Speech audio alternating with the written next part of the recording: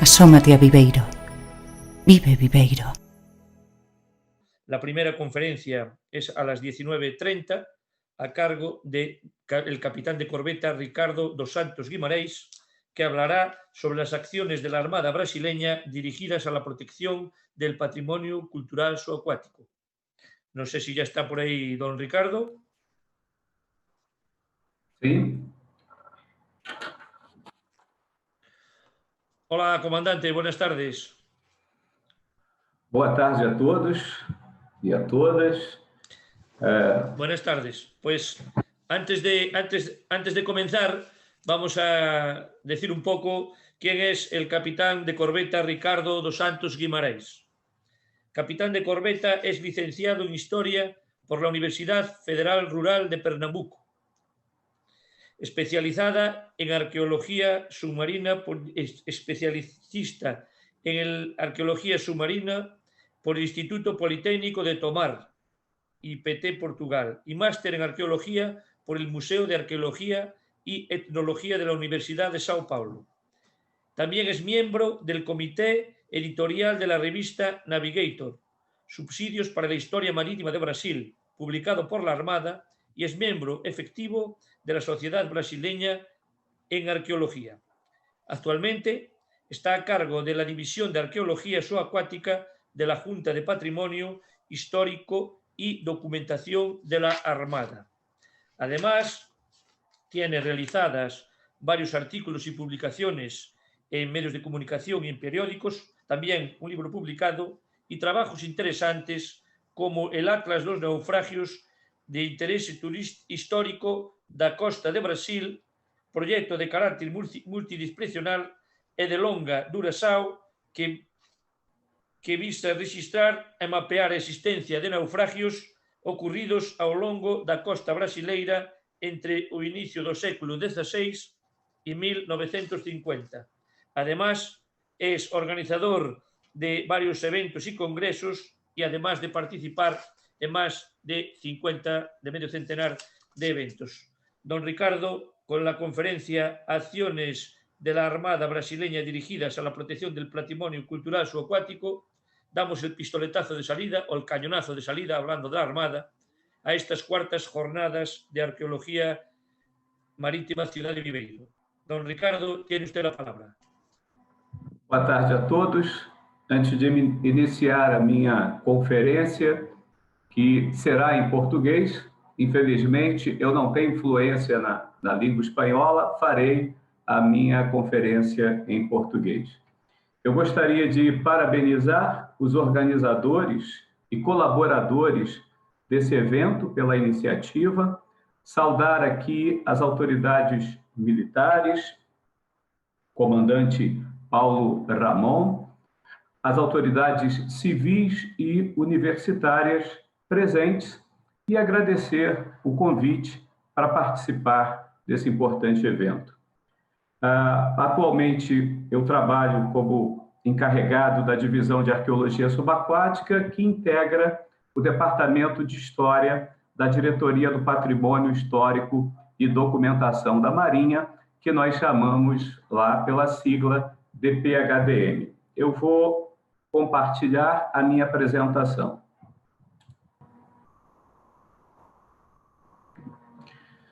Bem, aqui é a sede da Diretoria do Patrimônio Histórico e Documentação da Marinha, é o museu onde fica localizado o Museu Naval. A DPHDM ela é uma organização que tem a missão de preservar e divulgar o patrimônio histórico e cultural da Marinha, contribuindo para a conservação de sua memória e para o desenvolvimento da consciência marítima brasileira. Ela é dirigida pelo vice-almirante José Carlos Matias e sua sede, como disse, fica nesse prédio no Museu Naval, no centro da cidade do Rio de Janeiro. Nós possuímos 4 sedes. A Biblioteca da Marinha, situada também no centro do Rio de Janeiro, na Rua Mairique Veiga, com seus mais de 110 mil exemplares.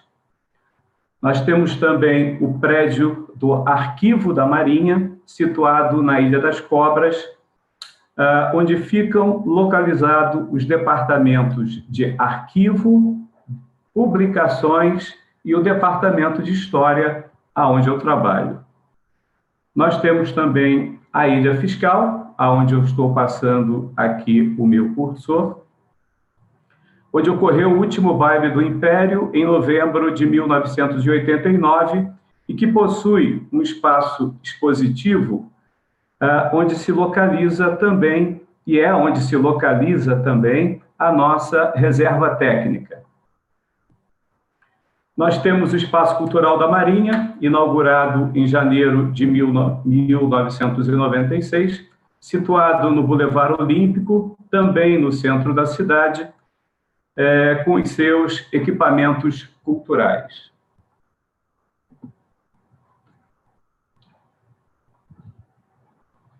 Perdão.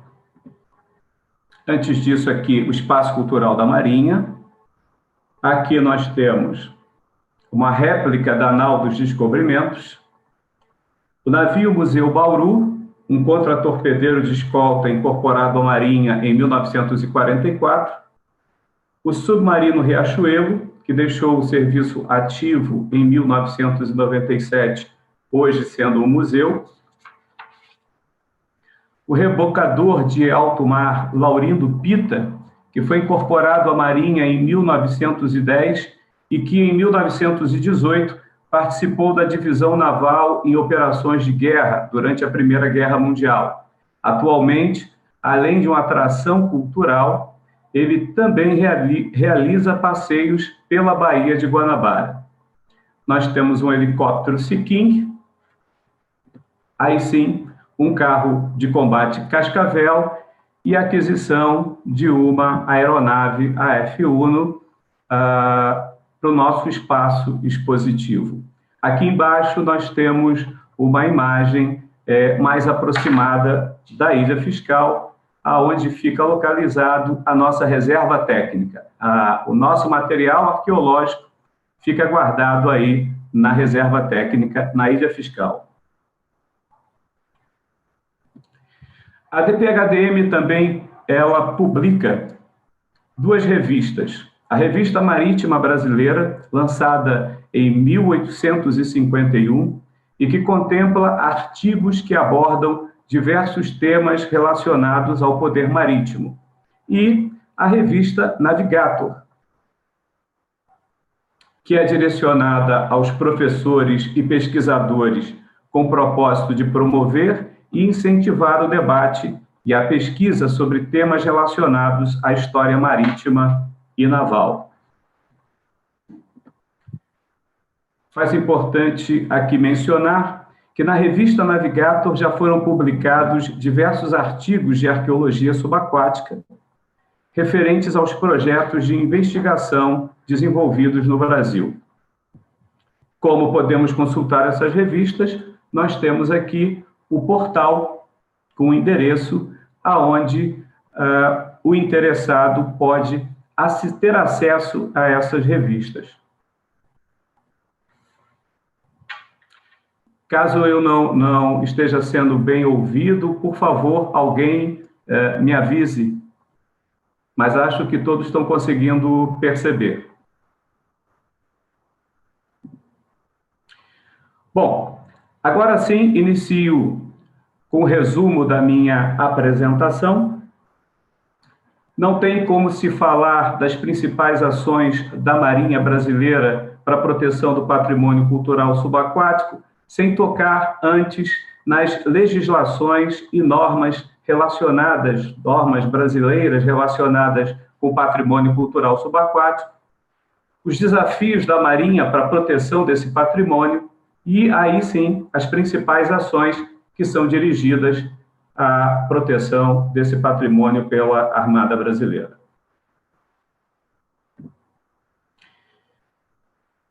Bem, no Brasil é a Lei 7.542, de 26 de setembro de 86, alterada pela Lei 10.166, de 27 de dezembro que dispõe sobre a pesquisa, ou seja, a investigação, exploração, remoção e demolição de coisas ou bens afundados, submersos, encalhados e perdidos em águas sob jurisdição nacional, em terrenos de marinha e seus acrescidos e em terrenos marginais, como consequência de sinistros, alejamentos ou fortuna do mar. Conforme o artigo 2º desta lei, cabe à Marinha do Brasil a coordenação e o controle e a fiscalização das operações de que trata a lei. Nós temos também no Brasil a Lei 3.924, de 27 de julho de 1961, que dispõe sobre monumentos arqueológicos e sítios pré-históricos. Quanto às normas e regulamentos relacionados, nós temos a Portaria Interministerial número 69, de 23 de janeiro de 1989, que estabelece as normas comuns entre o Ministério da Cultura e a Marinha do Brasil para a investigação e exploração de bens submersos de valor artístico de interesse histórico e arqueológico. Nós temos também a Portaria do IFAM número 7, de 1º de janeiro de 1988, que trata especificamente de autorização para a realização de investigações arqueológicas. E a nossa norma da Autoridade Marítima para investigação, exploração e demolição de coisas e bens afundados, submersos, encalhados e perdidos em águas sob jurisdição nacional, em terreno de marinha, em seus acrescidos e em terrenos marginais, como consequência de sinistros, alejamentos ou fortuna do mar. Essa legislação pode-se obter pelo site da Diretoria de Portos e Costas. Então, entrando no site da Diretoria de Portos e Costas do Brasil, pode-se baixar todas as normas da Autoridade Marítima, inclusive a chamada Norman 10, que trata de trabalhos em sítios naufragados e a autorização de remoção de bens submersos. Faz-se importante esclarecer aqui que eu falei em Ministério da Cultura, porém hoje o Ministério da Cultura ele foi transformado numa secretaria vinculada ao Ministério do Turismo. Então, essas são as leis e as normas que o arqueólogo deve ter conhecimento quando o seu trabalho for direcionado ao patrimônio cultural subaquático aqui no Brasil. Bem, e quais os desafios da Marinha Brasileira para a proteção do patrimônio cultural subaquático? O Brasil possui cerca de 8.500 quilômetros de costa, que passou a ter uma atividade marítima intensificada a partir de meados do século XVI, já que se tornou rota obrigatória de navios que se dirigiam tanto para o sul quanto para o oriente, além do natural incremento das atividades comerciais com Portugal e, mais tarde, com nações amigas. Fruto dessa intensa atividade marítima, há na costa brasileira milhares de naufrágios que se constituem em testemunhos de nossa história trágico-marítima. A extensão de nossa costa e a falta de conhecimento da localização da grande maioria dos naufrágios tornam a proteção desses bens um grande desafio para a Marinha do Brasil. Um outro grande desafio para a Marinha do Brasil é frenar, impedir, coibir a retirada ilegal de bens submersos. Eu achei essa figura, essa imagem num site espanhol e achei muito interessante, né? É citado aqui a fonte da imagem e eu acho muito interessante para retratar os caçadores de tesouro. Bem, essa caça ao tesouro, ela costuma ser feita por caçadores de souvenir, muitas vezes bem intencionados ou não, cuja ação pode causar grande destruição aos sítios arqueológicos, hoje em águas jurisdicionais brasileiras. Eu vou citar para os senhores e senhoras algumas desses eventos. Aqui, uma empresa de investigação estrangeira estava autorizada pela Marinha do Brasil a realizar a investigação para descobrir o paradeiro do navio Votiburg, naufragado na costa pernambucana, em maio de 1700. O trabalho de pesquisa durou de 2007 a 2009, porém, devido à denúncia de terem removido artefatos de um naufrágio português do século XIX, também na costa pernambucana, teve o seu pedido de exploração negado pela Marinha do Brasil, além de serem alvo de inquérito civil pelo Ministério Público e inquérito policial aberto pela Polícia Federal em 2010. Mais à frente, um outro evento ocorrido em 2012, um raro canhão holandês tipo Drake, provavelmente produzido no século XVII, ele foi achado no fundo do mar, próximo à praia de Pituba, na orla de Salvador, na Bahia, e foi removido ilegalmente em 2012. Após denúncia, o canhão foi recuperado pela Capitania dos Portos da Bahia e se encontra hoje sob os cuidados conservativos da Diretoria do Patrimônio. Mais um exemplo que nós temos de batelões, acredito que em espanhol se chame gabarras, removidos sem autorização da Marinha no Rio Paraná em 2009. Possivelmente eles pertenceram à Companhia Mate Laranjeira, tendo sido apresados por forças rebeldes e utilizados para a utilização de transporte de tropa durante a Revolução de 1924. Dentro desses batelões, encontravam-se vários artefatos, né, que estavam acondicionados sem os cuidados conservativos devidos. Nós temos também exemplos de em rios, canoas que são retiradas, muitas vezes, sem o conhecimento da Marinha. Essa foi removida, é apenas uma canoa, são duas fotos do mesmo artefato. Foi encontrado e retirado ilegalmente de um rio no município de São Vicente de Minas, em Minas Gerais, e foi avaliado posteriormente por uma comissão de peritos em 2011. Mais um exemplo de retiradas ilegais, que gera grandes desafios para a Marinha, uma âncora removida sem autorização de um sítio conhecido como Sítio das Espoletas, localizado em Aracati, no Ceará, isso no Nordeste, no litoral Nordeste brasileiro, e que foi recolhida pela agência da Capitania dos Portos de Aracati em 2018.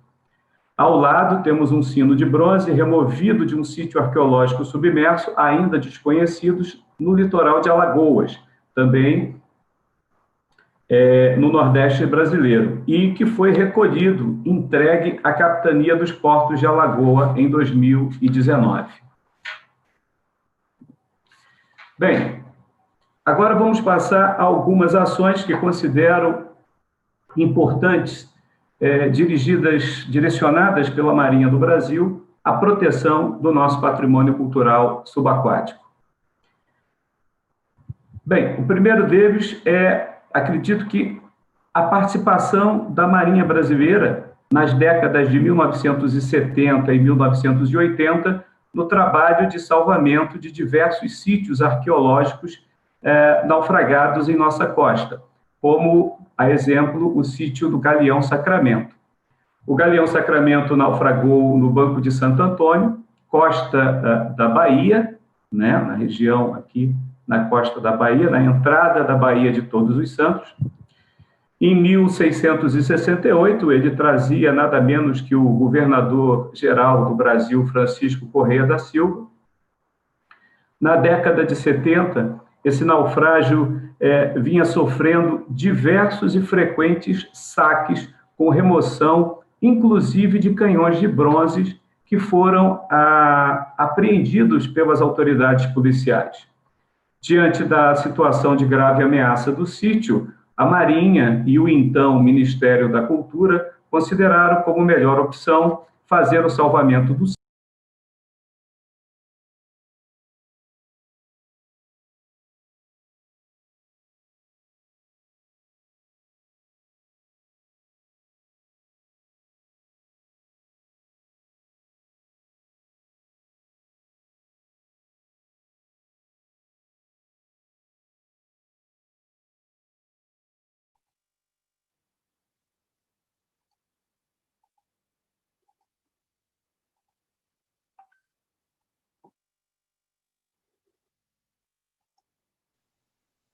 Perdón, perdón, comandante, non se escoita, non se escoita.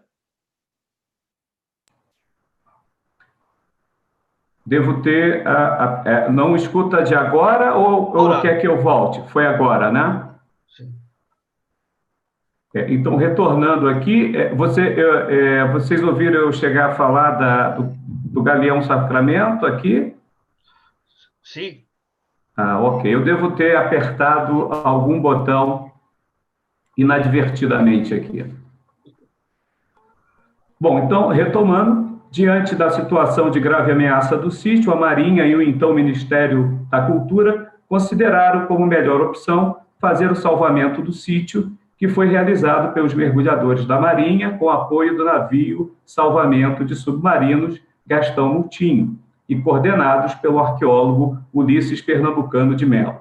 O trabalho foi realizado entre 1976 e 1978, onde preciosas peças foram resgatadas do sítio, como canhões de bronze, artefatos cerâmicos e, em especial, 2 astrolábios náuticos. Atualmente, esse sítio arqueológico é objeto de tese de doutoramento, sendo realizada pela arqueóloga Beatriz Bandeira. Deixa eu ver se eu consigo aqui passar o meu slide. Aqui nós temos uma visão do levantamento planimétrico desse naufrágio.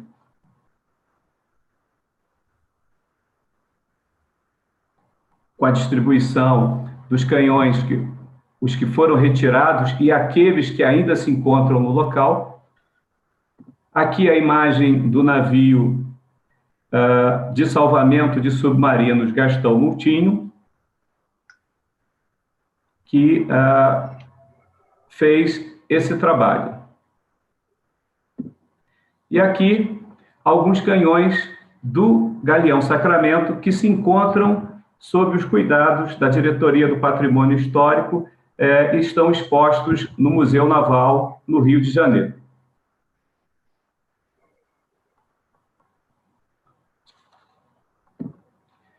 Bem, ainda continuando com as ações, a Marinha do Brasil ela realiza, né, patrulhamento naval e inspeções navais que fiscalizam o cumprimento da legislação nacional em águas jurisdicionais brasileiras, inclusive observando o contido na Lei 7.542, referente a bens submersos. Há também a instituição das comissões de peritos, são instituídas, ou seja, convocadas pelo Estado-Maior da Armada, com base na portaria interministerial, naquelas ordens 69 de 1989, com a finalidade de avaliar bens removidos em águas jurisdicionais brasileiras quanto ao seu valor artístico, interesse histórico ou arqueológico. São compostos por 3 membros indicados normalmente pelo Instituto do Patrimônio Histórico e Artístico Nacional, o IFAM, e 3 membros da Marinha, habilitados na área de arqueologia, história da arte, museologia, entre outras áreas afins.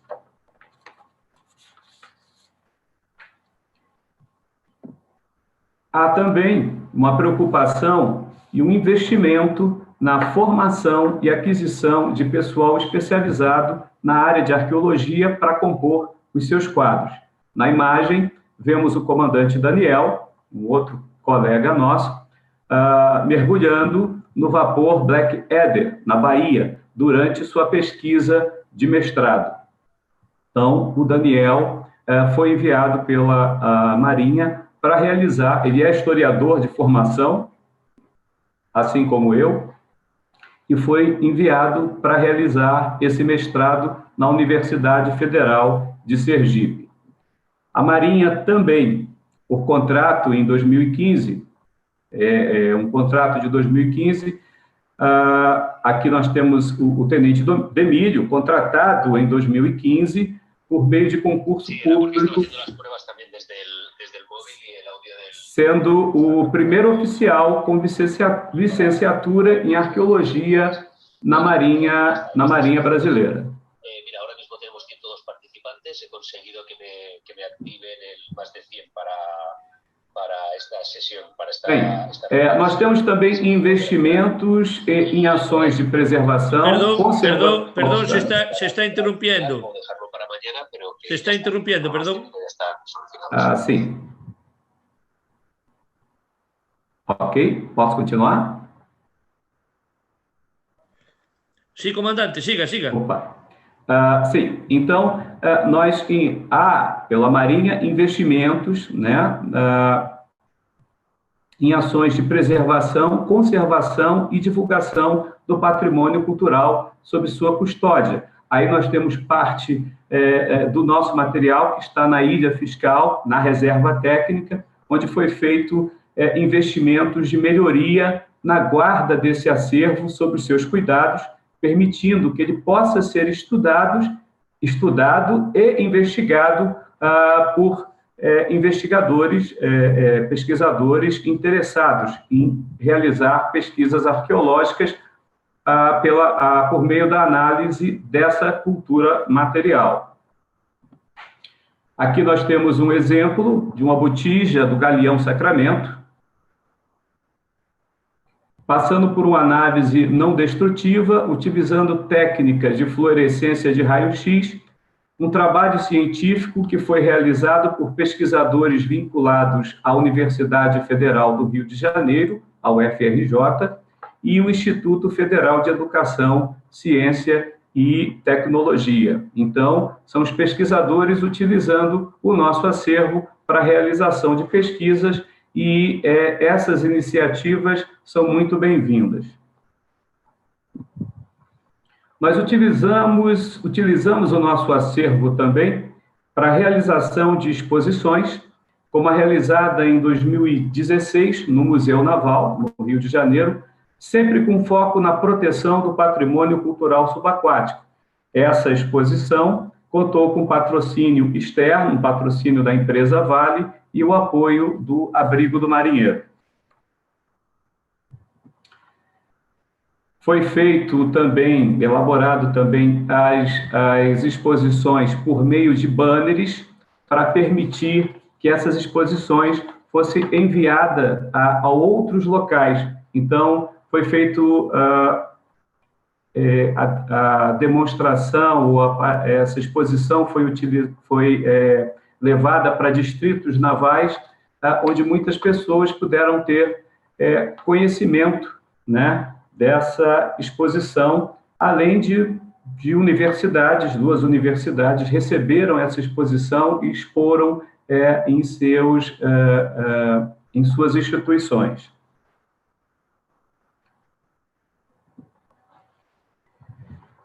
O lançamento do livro Patrimônio Arqueológico Subaquático na Marinha Brasileira, Objetos Oriundos de Sítios de Naufrágio, é um livro que, além de um notável catálogo de algumas peças do nosso acervo arqueológico, que estão sob os cuidados da DPHDM, que foi lançado em 2017, ele possui a introdução do professor Gilson Rambelli, intitulada O Despertar da Arqueologia Subaquática no Brasil, e mais 7 artigos assinados por especialistas em áreas como arqueologia e história.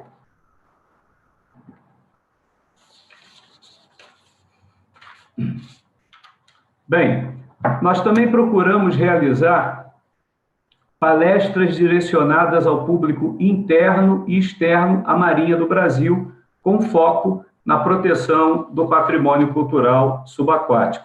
A imagem aqui mostra a realização do nosso primeiro simpósio, organizado pela Marinha, em 2011, sobre contribuições para a proteção do patrimônio cultural subaquático no Brasil. Nesse simpósio, nós realizamos importantes debates com a participação de representantes da Marinha, do Ministério Público Federal, do Centro Nacional de Arqueologia, do Instituto do Patrimônio Histórico e Artístico Nacional, o IPHAN, membros da Universidade Federal de Sergipe e o público presente. Atualmente, nós estamos buscando patrocínio para a realização de um seminário sobre esse tema, patrimônio cultural subaquático, a ser realizado em 2021, possivelmente nos mesmos moldes, né, como este evento está sendo realizado.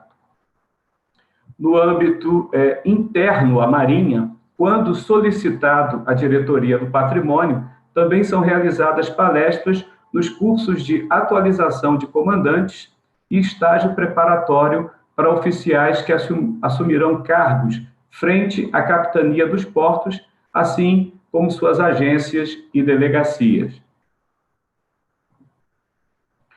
Aqui nós temos o comandante Daniel fazendo uma palestra para curso de mergulhadores, um curso externo à Marinha, de mergulhadores profissionais.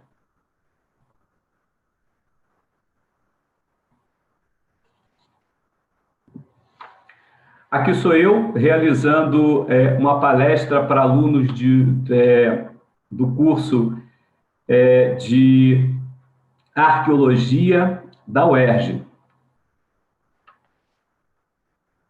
Aqui no Museu Naval. Bem, eu gostaria de destacar também a participação da Marinha em audiências públicas realizadas no Congresso Nacional em Brasília entre o ano de 2009 e 2012, referente ao projeto de lei que propôs a alteração dessa nossa lei atual, essa 7.542 de 1986. A Marinha posicionou-se favorável à aprovação desse novo projeto de lei, em que, caso não tivesse sido arquivado, o Brasil passaria a ter uma legislação específica para dispor sobre o patrimônio cultural subaquático brasileiro. Ou seja, seria a lei referente, relacionada e direcionada especificamente ao patrimônio cultural subaquático brasileiro. Infelizmente, não houve um consenso sobre a aprovação desse projeto e ele foi arquivado em março de 2015. Mas foi uma iniciativa importante da Marinha no apoio a uma lei, a uma legislação específica que melhor proteja, ou melhor viesse a proteger o nosso patrimônio cultural subaquático. Bem, nós temos também um outro projeto, é o chamado Projeto Atlas dos Naufrágios de Interesse Histórico da Costa do Brasil. É um projeto multidisciplinar que visa alimentar um banco de dados sobre a ocorrência de naufrágios, inicialmente, como já foi falado, com um corte temporal até 1950, permitindo que os naufrágios considerados de interesse histórico, com alguma indicação de localização, possam ser plotados virtualmente em cartas náuticas tipo raster ou serem visualizados por meio do Google Earth. Então, nós buscamos as informações em fontes secundárias, seja publicações, fontes primárias, trabalhos arqueológicos que são feitos, reunimos todas essas informações. A maioria das informações que nós temos sobre naufrágios são de coordenadas estimadas, ou seja, sabemos que eles estão localizados em determinada área, não temos a informação correta, mas temos pelo menos uma ideia da região, do local aonde há distribuição desses naufrágios, e conforme as pesquisas vão sendo realizadas no meio acadêmico, ou então encontramos em nossas fontes secundárias mais informações sobre esses naufrágios, nós vamos atualizando as nossas informações. Então, um naufrágio que tem uma coordenada estimada, um ponto estimado, assim que são descobertas informações precisas, passa a serem consideradas coordenadas confirmadas, ou seja, nós vamos alimentando e atualizando sempre esses bancos de dados. Então, vão ser alimentados e atualizados continuamente. E, por último, destacar a realização de uma campanha de conscientização que foi dirigida à proteção do patrimônio cultural subaquático, realizada entre outubro de 2017 e março de 2018. Achamos que foi uma iniciativa importante, realizada pelo Estado-Maior da Armada, sendo elaborada pelo nosso Centro de Comunicação Social, com apoio técnico da Diretoria do Patrimônio. E também contou com patrocínio externo da empresa Vale. Achamos importante buscar informar a sociedade sobre a importância desses bens, sobre a importância de não retirar esses bens do fundo do mar, atrapalhando ou destruindo o contexto arqueológico desses sítios e dificultando as pesquisas futuras, e também alertando que esses bens, localizados em águas jurisdicionais brasileiras, são bens pertencentes à União, estão sob o domínio da União, e qualquer investigação ou remoção desses bens tem que ser autorizado pela Marinha. Nessa campanha também foi feito um pequeno vídeo, um filmete, que eu acho muito interessante colocar aqui para todos. Acho que passou para frente. Deixa eu ver se eu consigo. Para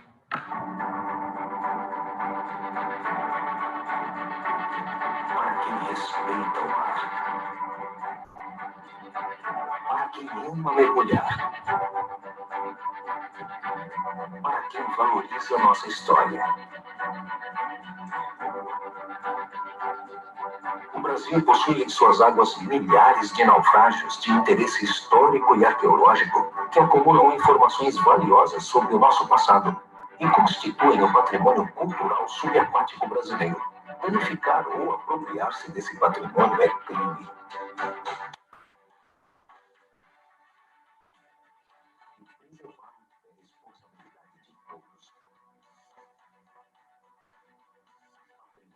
Cultural subaquático brasileiro. Respeito pelo país. Marinha do Brasil. As riquezas, cuidando da nossa gente.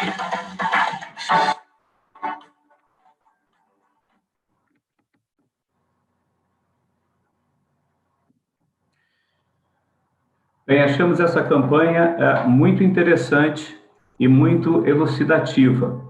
Aqui tem as fontes bibliográficas, inclusive um pouquinho, quem quiser saber um pouco mais sobre esse projeto Atlas dos Naufrágios de Interesse Histórico, tem aqui o link onde pode acessar essas informações, assim como a nossa legislação, a norma da autoridade marítima também, né? Então, aqui deixo essas fontes bibliográficas e gostaria de agradecer a todos pela atenção. Muito obrigado. Pois, moito obrigado, comandante dos Santos. Por lo que pudimos escuchar, en Brasil se está trabajando bien en la historia, en este caso marítima. Por los datos tan interesantes y por la amplia información que nos has mostrado, del progreso de las actuaciones de la Armada y Marina brasileña en la preservación del patrimonio subacuático cultural brasileño. Entonces, antes de pasar a un turno de preguntas, nuestro compañero Antón López, que es coordinador de las jornadas, pues nos va a explicar las instrucciones para dar paso al turno de preguntas. Antonio.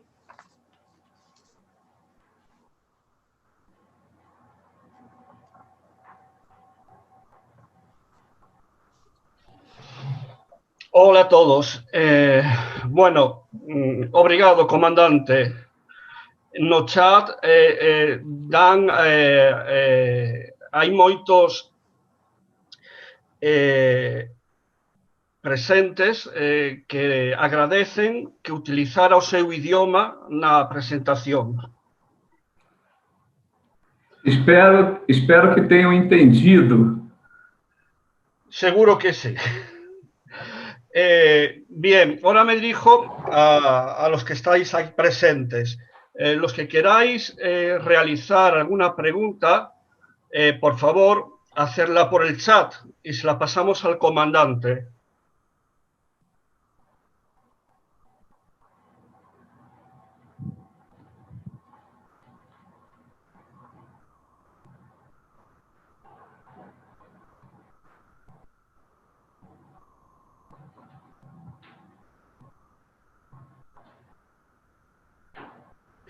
Bien, en caso de que no tengáis preguntas ahora y se os ocurra más tarde, os voy a poner un mail que es el siguiente.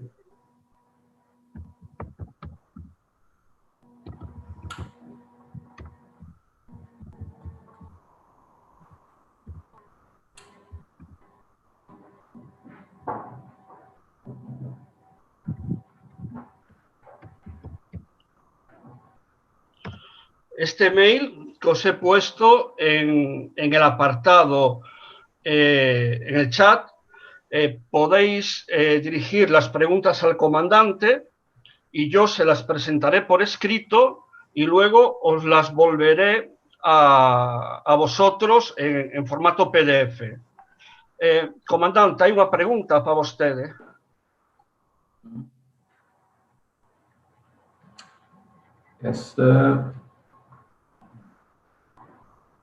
Se há alguma colaboração com a Universidade Católica de Santos? É essa a pergunta? É uma pergunta, sim. A convidada ali havia muito interesse pela arqueologia subaquática. Não tenho conhecimento sobre nenhum convênio nosso com a Universidade Católica de Santos. Porém, qualquer universidade que tenha interesse em realizar uma investigação, né, uma pesquisa arqueológica nos nossos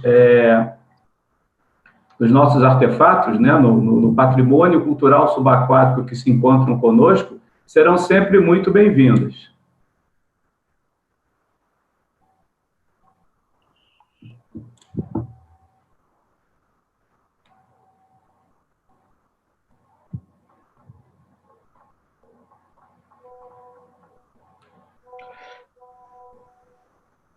Mandan una pregunta que es la siguiente. ¿Funciona realmente la legislación? Nós acreditamos que a nossa legislação, como eu disse anteriormente, ela precisa ser modernizada, atualizada. Nós precisamos ter uma legislação específica para patrimônio cultural subaquático. A nossa legislação atual, ela mistura, né, um naufrágio moderno com um naufrágio antigo, tudo na mesma legislação. O interessante é que tenhamos uma legislação específica. A nossa legislação ainda nos traz muitos problemas, porque existe uma legislação para arqueologia, uma legislação para arqueologia, ou monumentos arqueológicos, que envolve o IPHAN, e uma legislação que fala de bens submersos e que inclui nesses bens submersos o que já consideramos sítios arqueológicos subaquáticos. Então, às vezes, ficamos, né, ou na realidade, temos duas legislações para tratar da mesma coisa, e isso gera conflitos. Há necessidade de uma modernização, uma atualização da nossa legislação. Bien, esa pregunta la hizo Pachi. Ahora le voy a hacer otra pregunta de 34676. Trabalha em colaboração com o Serviço Hidrográfico do Brasil. Para o projeto Atlas dos Naufrágios de Interesse Histórico, trabalhamos junto, né, com o Centro de Hidrografia da Marinha, que é subordinado à Diretoria de Hidrografia e Navegação. São eles que preparam aqueles arquivos em que podemos abrir virtualmente as informações sobre os naufrágios nas cartas náuticas tipo raster e no Google Earth. Isso para informação da própria Marinha. É necessário que a Marinha saiba, tenha conhecimento de onde se encontram esses naufrágios para poder realizar uma proteção mais efetiva. Pergunta Jesús Fernández, antes dos anos 70, qual era o papel da Armada Brasileira em torno aos pecios? Bom, na realidade, antes da lei de 1986, o que acontecia é que a Marinha continuava autorizando a realização das investigações que eram realizadas. Mas antes de 86, a maioria das investigações que ocorreram, elas não tinham um caráter arqueológico, estavam muito mais ligadas à caça ao tesouro, né? A partir de 86, começa a haver uma modificação nessa mentalidade. Bem, vamos a ver, outra questão, desde la Villa, pregunta, ¿alguna vez tiveram alguna reclamação por parte de Portugal de algum pecio? Que eu tenha conhecimento, não. Né?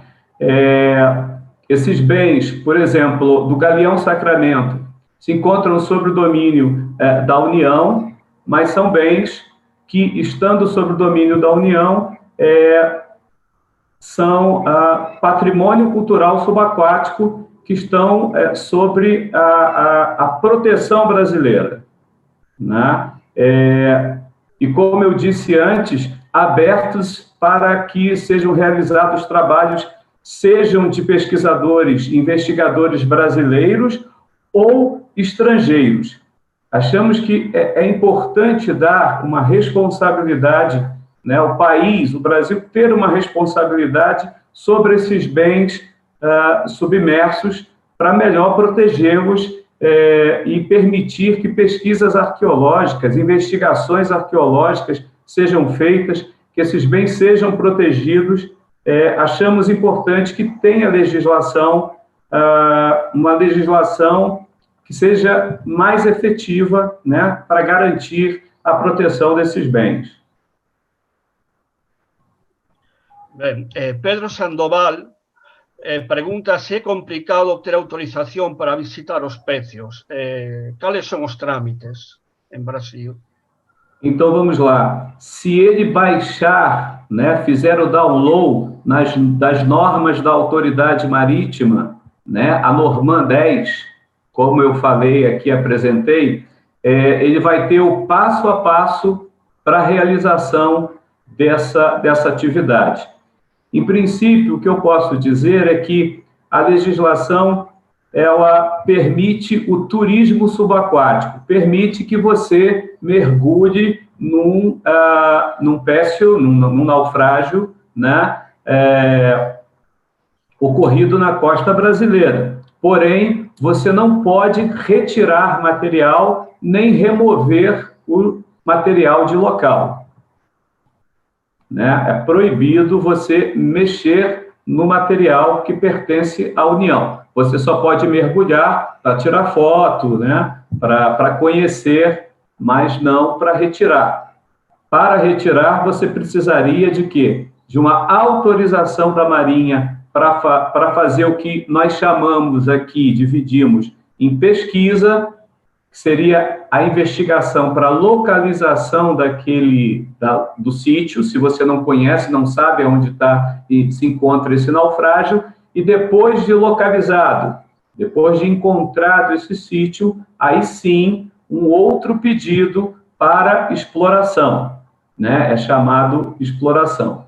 Na legislação sobre monumentos arqueológicos, que também nós temos, já se utiliza o termo pesquisa. Então, quando você é autorizado pelo IPHAN a realizar uma pesquisa, você pode tanto fazer a localização, como também remover esses bens.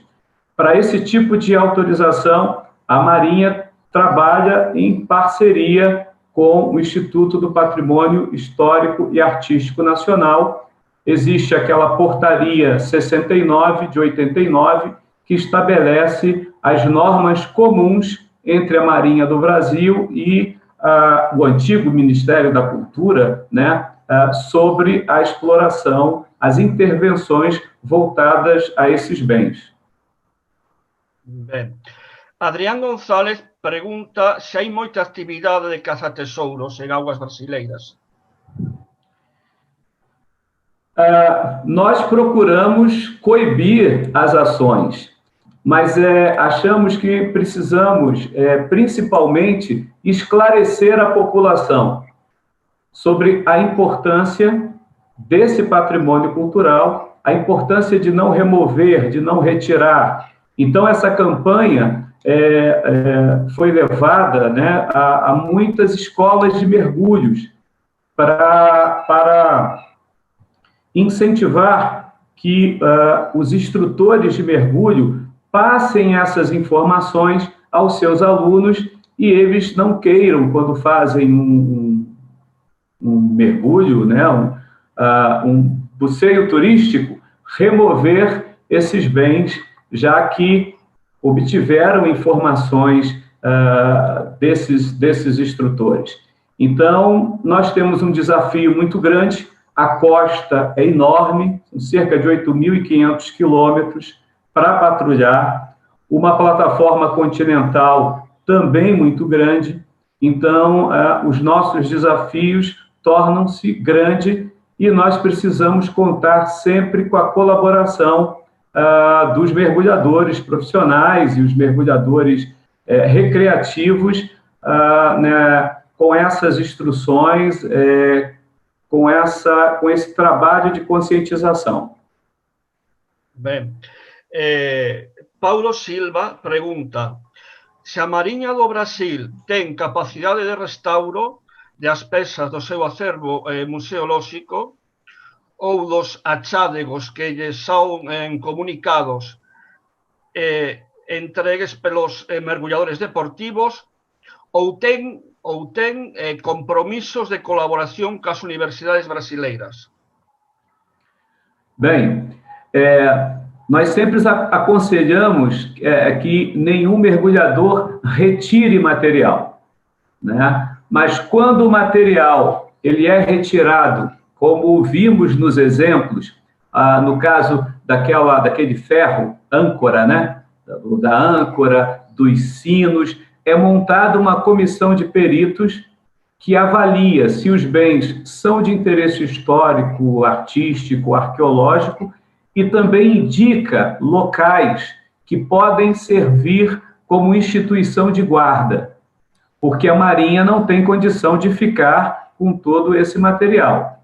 Então, esses relatórios montados pela comissão de peritos são entregues ao Estado-Maior da Armada, que institui essas comissões de peritos, e esse relatório é enviado pelo Estado-Maior da Armada para o Centro Nacional de Arqueologia, do IPHAN, que é para que eles façam a destinação desse material. A Marinha não tem condições de receber todo esse material, apenas aqueles materiais que ele acha interessante fazer o recebimento, né? Então, a nossa capacidade é limitada. Nós temos alguns profissionais na área de museologia, nós temos pessoas com curso de conservação e procuramos manter o material que está sob nossa guarda, né? Mas sempre que materiais são achados e retirados ilegalmente,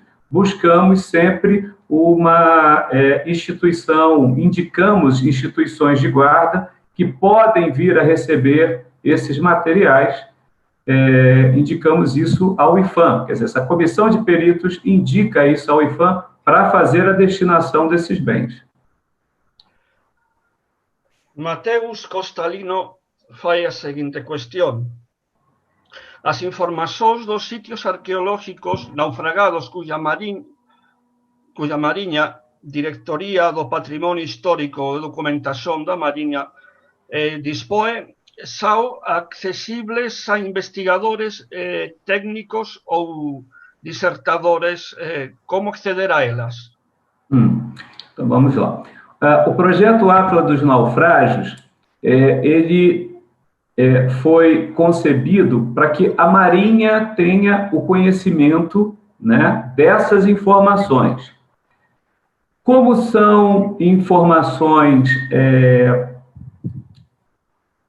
não são informações sigilosas, as informações que não são sigilosas, quando perguntado, quando se faz uma solicitação, um pedido de pesquisa à Diretoria do Patrimônio, ao Departamento de História, perguntando sobre um naufrágio, perguntando sobre os naufrágios que existem na Baía de Guanabara, quando essas informações são ostensivas, não são informações sigilosas, se passa essas informações, porque são informações que são encontradas em fontes secundárias. Então, nós adquirimos essas informações em livros, né? Ou algum trabalho arqueológico que foi feito, e os trabalhos arqueológicos são informações ostensivas.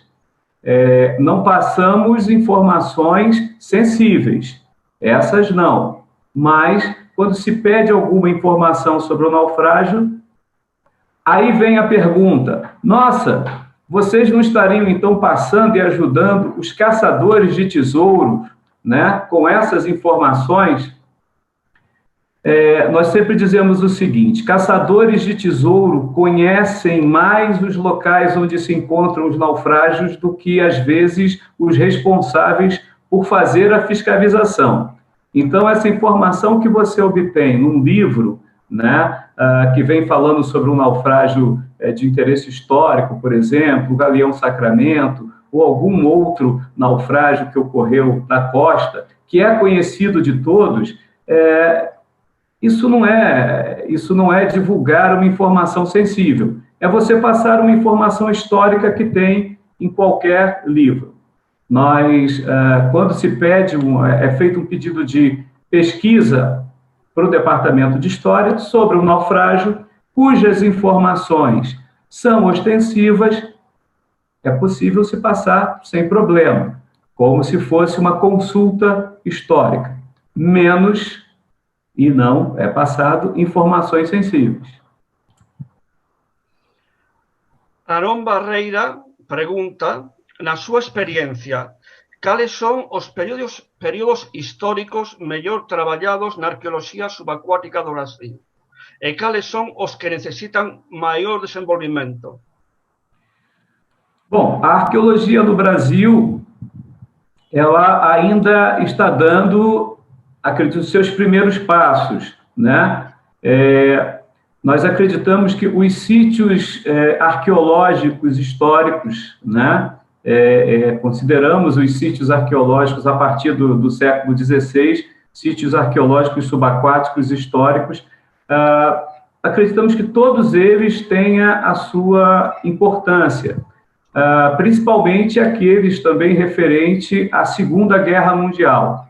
Também acho importante o trabalho que poderia ser feito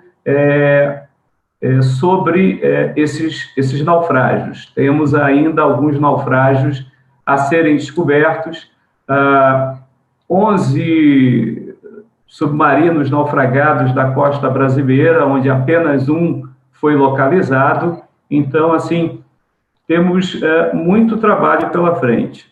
E, claro, contamos, né, e o que a Marinha conta, né, já que a própria Marinha hoje, nós não fazemos um trabalho de investigação, né, não fazemos um trabalho de investigação em loco, in situ, isso, infelizmente, nós ainda não fazemos,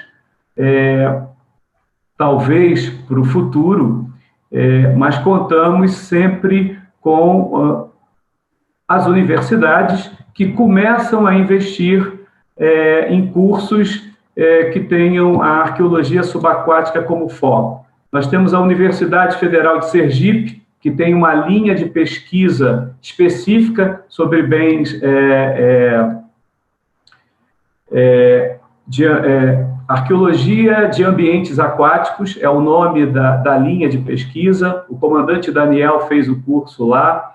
Nós temos também professores que desenvolvem essas áreas na Universidade Federal de Pernambuco, a Universidade Federal do Piauí. Nós temos também na Universidade Unisul, em Santa Catarina, né? A USP, né? A Universidade de São Paulo, praticamente formou os primeiros arqueólogos subaquáticos, né? O Rio de Janeiro hoje possui um curso de arqueologia da Universidade Estadual do Rio de Janeiro, em que já existe grupos, né? Os alunos montaram grupos de interesse de arqueologia subaquática. Estamos caminhando, ainda temos muito o que caminhar, mas já demos o início. Tengo que decir que faltan solamente 5 minutos para as 8:30. Sim. Mas hai unha batería moi grande de preguntas aínda, así que vou facer 2 máis porque vexo que a xente non se quere ir. Temos aínda 100 e pico participantes sentados que non se mueven. Entón, vamos a seguir con unas más antes de terminar. Pregunta Pet Fillat. Si hai vías de comunicación coa Federación de Mergullo do Brasil ou coa Confederación Mundial de Actividades Subacuáticas. Se há uma, perdão? Vías de trabalho, comunicación. Não, que eu conheça trabalhos em conjuntos, não. Eu fiz o meu curso de mergulho, né? Eu fiz o meu curso de mergulho numa empresa uma escola de mergulho, né? Ligado à NAUI. Fiz um outro curso do avançado na PAD, né?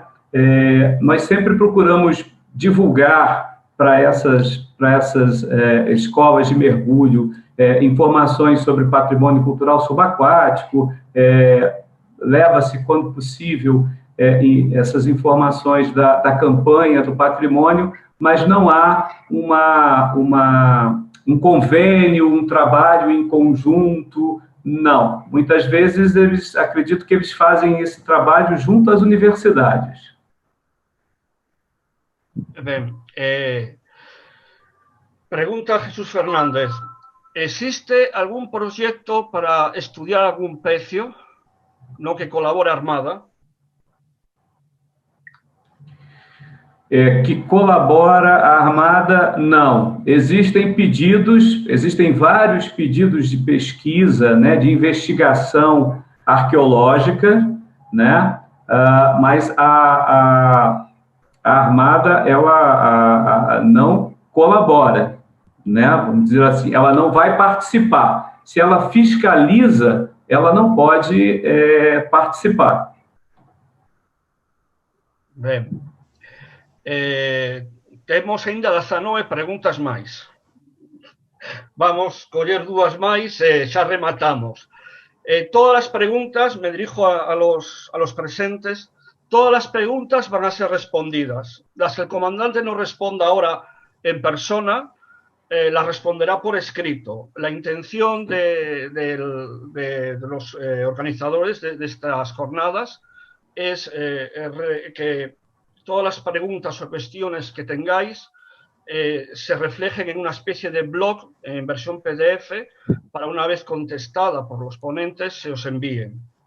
Pero aún vamos a dar un par de preguntas más al comandante, que veo que seguís ahí todos y aprovechamos. Bien. Pregunta Mateus Costalino. ¿Hay alguna previsión en relación a adhesión de Brasil ao convenio da UNESCO para a protección do patrimonio cultural subaquático? Por enquanto, não.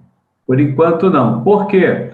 Porque nós temos uma legislação que hoje ela vai de encontro ao estabelecido pela Convenção da Unesco. Primeiro, nós temos que atualizar a nossa legislação, né? Temos que atualizar a nossa legislação, melhorar os mecanismos de preservação do nosso patrimônio cultural subaquático, né? Aí sim, depois, começar a debater com a Convenção da Unesco. Existem algumas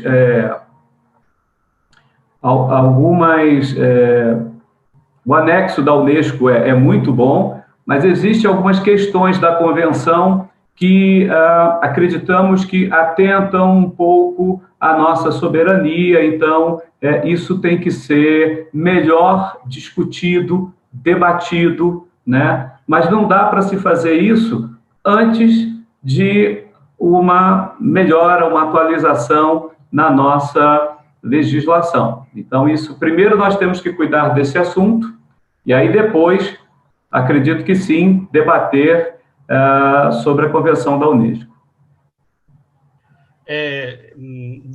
Débora pregunta si se han hecho trabajos de restauración cos cañós provintes de contextos subacuáticos e como podem acceder a essa informação.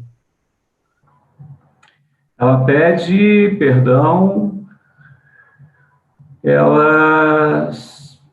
trabalhos de conservação, de restauração de canhão. Restauração é uma palavra complicada, né? Restaurar bens arqueológicos. Nós falamos sempre em conservação desses bens. Aqueles bens que são entregues à Marinha, aqueles bens que ficam sob os cuidados da Marinha, passam pelos processos conservativos, né? Dessalinização, remoção dos cloretos, né? Para evitar o quê? A doença do bronze, ou então uma intensificação do processo corrosivo dessas peças, né? Nós temos alguns museólogos com curso na área de conservação. Eu fiz umas disciplinas sobre conservação no Instituto Politécnico de Tomar, o curso de arqueologia, especialização em arqueologia é muito interessante e recebemos um apoio muito grande de instruções, de orientações e de fontes bibliográficas que muito nos ajudam a conduzir o tratamento de peças metálicas quando essas peças são entregues, né, ou ficam sob o cuidado da Marinha. Si, por exemplo, Débora quisiera acceder aos estudios que se fixeron de conservación destas pezas de artillería, como debería facer? A quem deveria dirigir-se? Bem, nós não temos, eu teria que procurar se temos relatórios referentes a esse tratamento, né? Sobre o canhão que nós estamos conservando, né, fazendo o tratamento, nós temos as fichas em que vamos acompanhando o desenvolvimento do trabalho de dessalinização dessas peças, mas nunca publicamos, né, informações sobre a conservação desses bens. Não há uma publicação que expõe a conservação desses bens. Ela é feita de maneira técnica no âmbito da diretoria do patrimônio. Vou fazer agora a última, derradeira pergunta. Hai moitas máis, pasareixas por escrito para que me respondas, para logo enviar aos asistentes. A última é de Paulo Silva, pregunta: arqueólogos e universitarios que pretenden traballar en campañas de investigación ten de ser todos mergulhadores científicos? Bom, vamos lá. O que acontece com a nossa legislação?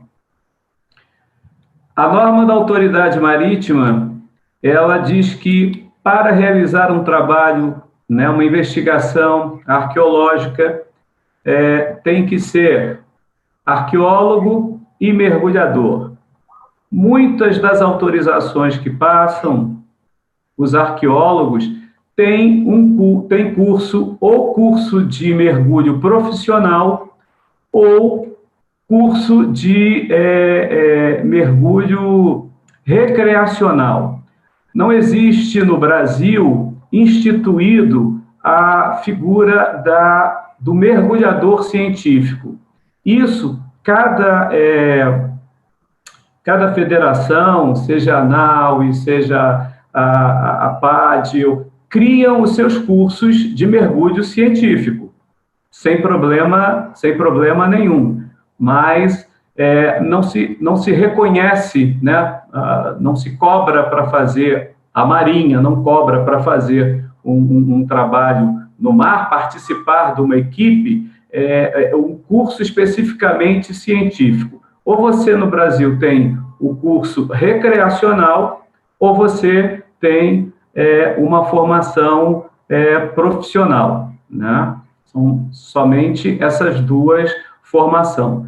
Porém, nós temos muitos universitários, né, de cursos de licenciatura e graduação, que trabalham em equipes, né, equipes de pesquisadores, fazendo trabalhos arqueológicos, tendo o curso de mergulho recreacional. Eu mesmo iniciei fazendo o meu mestrado, precisei, para realizar o meu mestrado, fazer o curso de mergulho básico, que eu fiz, né, por uma operadora de mergulho, e depois eu fiz um avançado também por uma operadora de mergulho. Eu, especificamente, não sou mergulhador profissional, né? Mas não existe, né, para a Marinha o reconhecimento do chamado mergulho científico, né? Cada operadora pode criar os seus cursos, chamar de curso científico, né? Criar essa especialidade. Existem os cursos de mergulho de naufrágios, existem vários cursos, mas no âmbito todos do mergulho recreacional. Obrigado, meu comandante. O resto das perguntas enviámoslas máis adiante por escrito, para que poda contestarla con calma. Y a los presentes, voy a escribir aquí mi mail de nuevo. Me podéis enviar las preguntas a ese mail, les serán remitidas al comandante, y dentro de un mes o así, cuando tengamos todas las preguntas de todos los ponentes, os enviaremos un mail con un PDF con todas las cuestiones respondidas. Os la escribo aquí de nuevo el mail.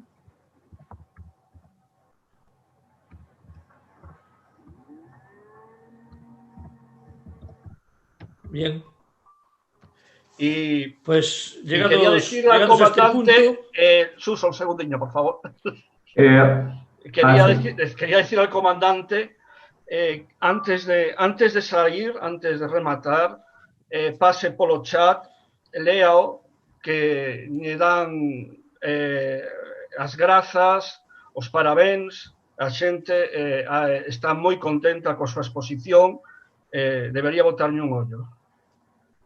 Muchas gracias. Obrigado, comandante. Eu gostaria de agradecer a oportunidade, o convite, né? Fiquei muito honrado com o convite e estamos sempre à disposição, né? Sempre que precisarem. É um assunto que muito nos interessa, o patrimônio cultural subaquático. O Brasil vem caminhando, buscando uma formação, né? Formar mais arqueólogos subaquáticos, desenvolver uma consciência voltada para a proteção do patrimônio cultural subaquático, e contamos também com a colaboração, né, de todos. Muito obrigado, estarei disponível para responder as perguntas dentro do meu campo de conhecimento e limitações. Muito obrigado. Obrigado. Suso.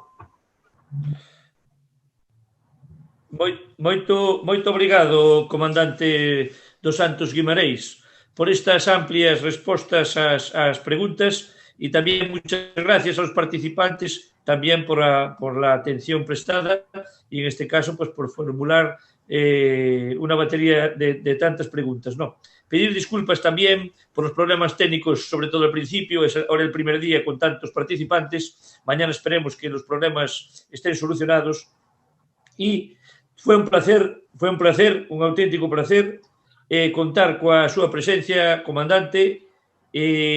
Moito obrigado. A súa participación, como comentaba Antón, foi moi interesante. Aprendimos algo de como se está realizando no país de Brasil os estudios e as actuacións no patrimonio subacuático submerxido e foi para nós, desde logo, un placer. E hoxe rematamos a segunda feira, despois desa ponencia Acciones de la Armada Brasileña dirigidas a la protección del patrimonio cultural subacuático, y le recordamos que el programa de mañana martes empezará a las 6:30 de la tarde con la primera ponencia de Laura Casal Fernández, la explotación del mar en Galicia durante la antigüedad, una aproximación a través de el instrumental pesquero.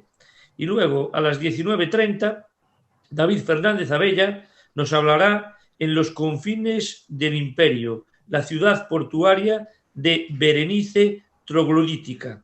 Pues nada, también agradecer a los participantes en la mesa virtual en la presentación de estas cuartas jornadas, agradecer de nuevo a todos los colaboradores, a la FEDAS y demás colaboradores, a Antón, por supuesto, y nada más. Buen descanso a todos y hasta mañana. Buenas noches.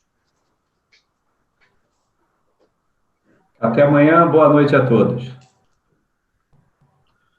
Buenas noches. Buenas noches.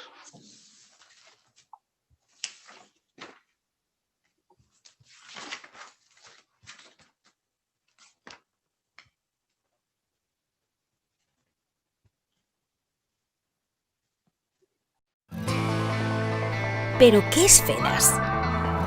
FEDAS es la Federación Española de Actividades Subacuáticas, es decir, la organización que engloba las federaciones autonómicas, clubes de buceo y federados de nuestro territorio nacional. FEDAS, a su vez, pertenece a CEMAS, la Confederación Mundial de Actividades Subacuáticas, cuyo fundador y primer presidente fue el mismísimo Jacques Cousteau. Como decía, FEDAS pertenece a CEMAS, organización con más de 50 años de historia y cuya formación en buceo está homologada y reconocida en más de 130 países de 5 continentes. Eso significa que si perteneces a FEDAS, puedes bucear en cualquier lugar del mundo. El seguro FEDAS tiene cobertura internacional y contarás con el respaldo de una gran organización y equipo humano. Vale, también puedes bucear en otros países con carné de una empresa privada que imparta cursos de buceo. Es cierto. Pero, ¿por qué pertenecer a FEDAS? FEDAS no es una empresa, es una organización sin ánimo de lucro. Eso quiere decir que lo que recauda gracias a los cursos y a las federativas va directamente a impulsar actividades deportivas. Ya puedes competir a nivel internacional en más de 10 disciplinas, a conservar el medio marino mediante la creación de grupos de trabajo que dan soporte a iniciativas medioambientales, a proteger el patrimonio histórico-cultural subacuático colaborando con universidades y grupos de arqueología subacuática, a hacer llegar a todo el mundo los valores del deporte y la pasión por el medio marino, fomentando el buceo adaptado y realizando actividades para personas en riesgo de exclusión. No está mal, ¿verdad?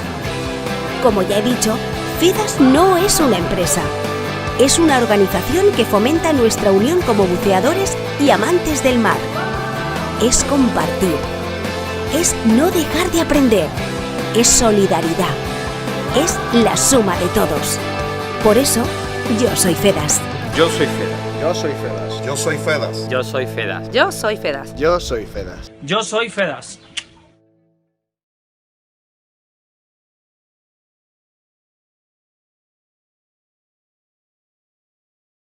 Asómate a algo nuevo. Asómate a nuestras playas, a nuestras rutas, a nuestros paisajes. Asómate a nuestras casas rurales, a nuestros apartamentos y a nuestros hoteles.